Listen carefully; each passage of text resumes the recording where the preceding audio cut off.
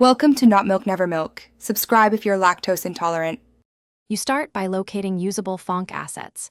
Focus on CC0, CC BY, or paid royalty-free packs so you can legally use them. Once found, verify the license covers commercial use and whether attribution is required.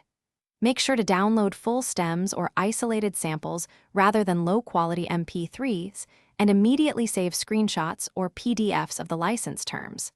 This initial verification prevents disputes later. So act now.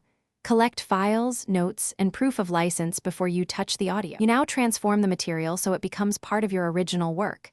Change tempo or key, layer new drums and bass, and add vocals or instrument parts. Once done, apply processing, distortion, filtering, and resampling to make sounds unique and mask direct sample reuse. Make sure to keep project files and a clear edit log with timestamps for each stem used. These records demonstrate substantial modification if a claim arises. This approach protects you while preserving the Phonk vibe. You finish by exporting final mixes and uploading with accurate metadata. List credits, license type, and source pack so platforms see compliance.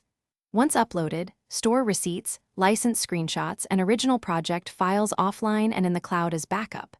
If you plan monetization, confirm the license allows it before enabling ads. If a copyright claim appears, use your saved proof to dispute promptly. If unresolved, rework or remove the contested element and reupload. This closes the loop and Thanks for watching. If this was helpful, leave a like and consider subscribing. See you next time.